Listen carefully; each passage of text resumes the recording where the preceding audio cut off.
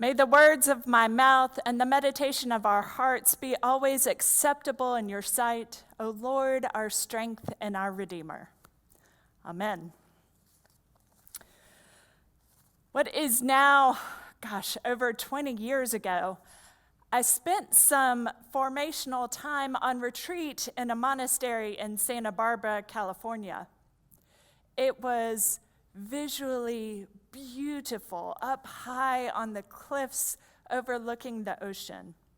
It was quiet and challenging and prayerful and nurturing, and gave me and others space to listen for the Spirit speaking to us. I was paired on a quiet retreat in a room with a friend with whom every string within my spirit vibrated. We shared a heart for justice, a love of laughter, a spirit of adventure, and struggled mightily with following the rules. It was a quiet retreat, and we were paired in a room together. We were kindred spirits.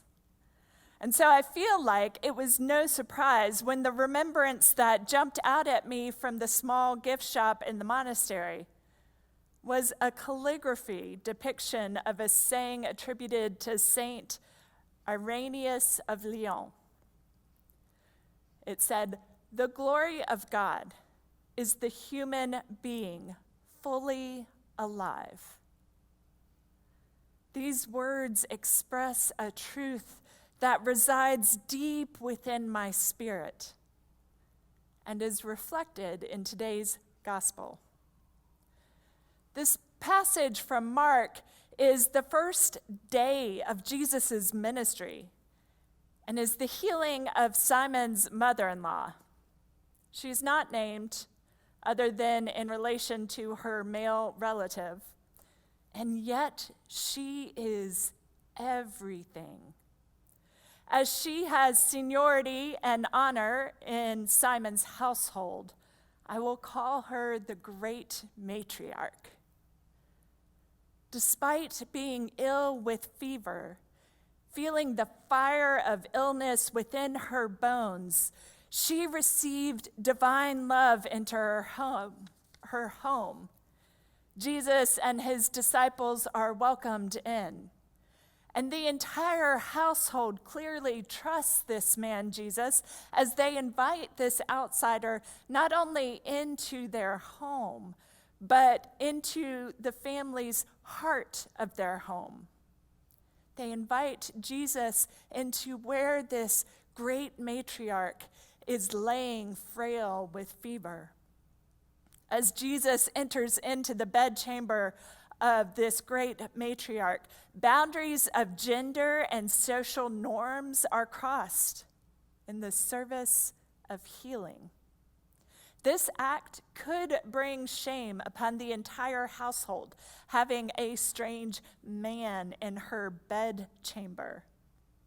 And yet there is already a trust in this man. He has called the male members of the household to be numbered among his trusted disciples. This is what draws Jesus to this specific house on this, his first day of ministry. And Jesus takes the matriarch's hand and raises her up to restoration of health. And yet this story is not a mere healing story, as if that in and of itself were not an extraordinary event. Our translation does not fully describe the depth of what is occurring here. Jesus not only raises her up, but in the Greek, agara, he resurrects her. It is significant that this verb is used. It's the same word that he will use to describe his own resurrection. So this is not just a healing moment. It's a story about being raised into a resurrected life, a new life made possible in Jesus. This woman's restored wholeness is a manifestation of God's kingdom, the way human beings were intended to be by the loving God in creation. This next part of the story I have always had a hard time with. She rises free of fever and begins to serve them. Seriously? Can't Jesus and his disciples get their own food? Have some consideration for this woman. I think it's the gender dynamic and seeming power differential that I have struggled with. And the word is serve. She served them. Stay with me. The Greek word that is translated here as serve is the same word that is used to describe what the angels do for Jesus when he is struggling in the wilderness for 40 days. And it is the same word that Jesus uses later to describe his work in Mark 10, chapter 10, verse 45. When he says, the Son of Man did not come to be served, but to serve. It is the word diakonia, which is also the word for deacon. The great matriarch is healed. She is transformed, restored to wholeness, and becomes a manifestation of God's kingdom the way human beings were intended to be.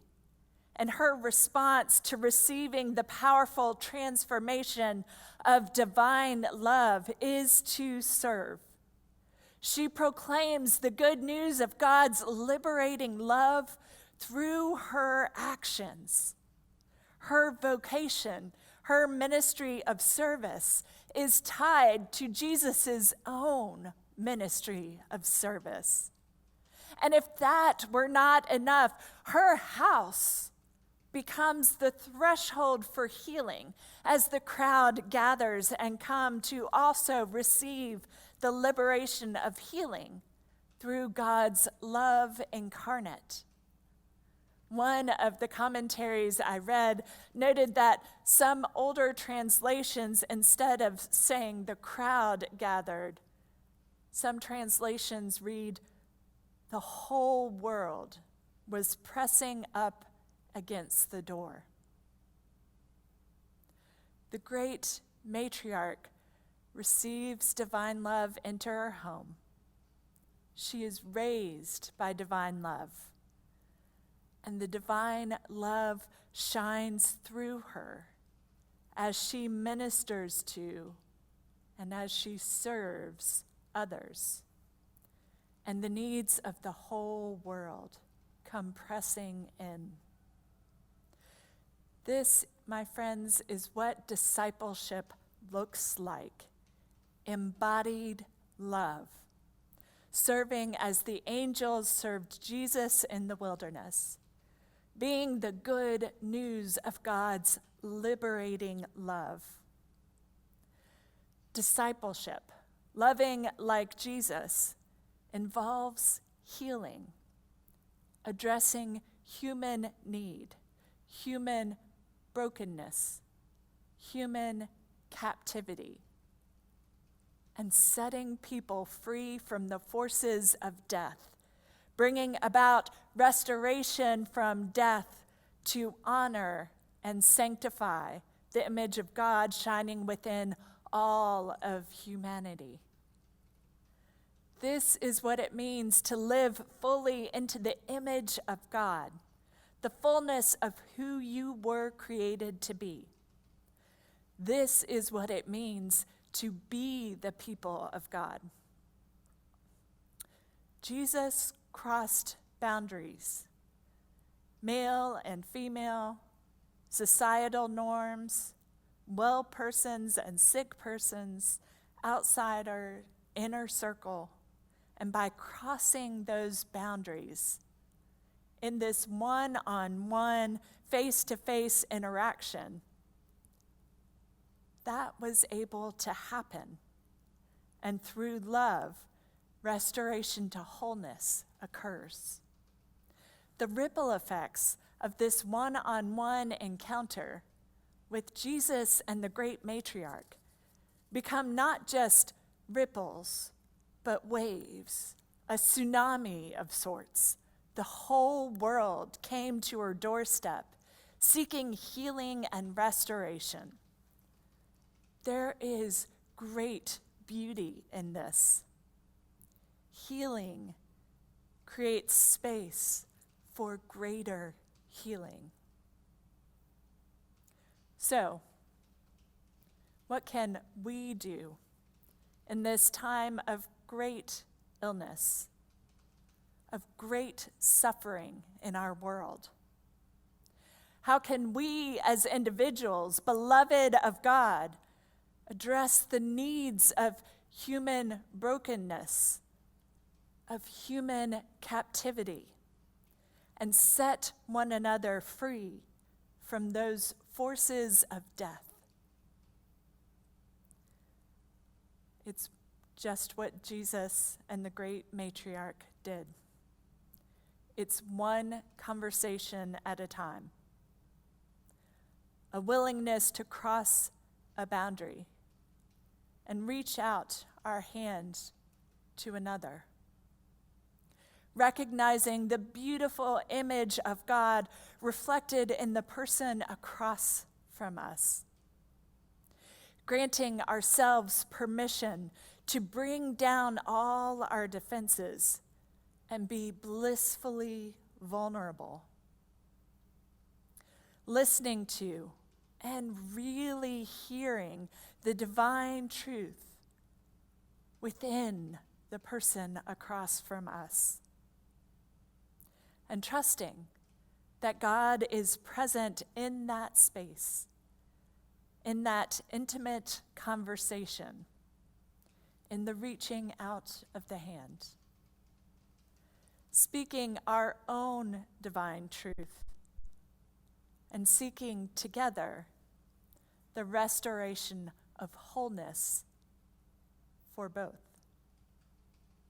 A single interaction, just one conversation, has the power to be transformative, the impact of which reaches far beyond ourselves. The presiding bishop is inviting people into deeper conversations through the National Church's new initiative, From Many, One. Bishop Curry says, conversations with others across difference is not just a nice thing to do. It is a spiritual practice of love in action. He invites Episcopalians and our neighbors to engage in one-to-one listening and sharing across the many differences that separate us. This spiritual practice of love and actions draws us into our vulnerable places. It compels us to share our pain, our grief, that which holds us captive. And in those moments of sacred conversation, of trusting our own brokenness with another, real relationship is forged. Those real relationships across difference has the power to transform not only ourselves, but to bring forth liberation for others. In the Sacred Ground dialogues we have been having over the course of the year, the curriculum that we use draws us into these intimate spaces where we realize, see anew, and acknowledge our human brokenness and the ways we are participating in the captivity of beloved others. These intimate conversations that bring us into those uncomfortable spaces of stepping across differences, acknowledging that which divides us, and transforming those divides with bridges of deep understanding and real relationship. These one-on-one conversations are where God calls us for transformation of our hearts, our spirit, our very being. Saint Irenaeus proclaims, "The glory of God is the human being fully alive." To be fully alive, we must not just be recipients of God's liberating love, but we must respond. We are compelled to be that courageous love. The whole world is pressing up against this threshold.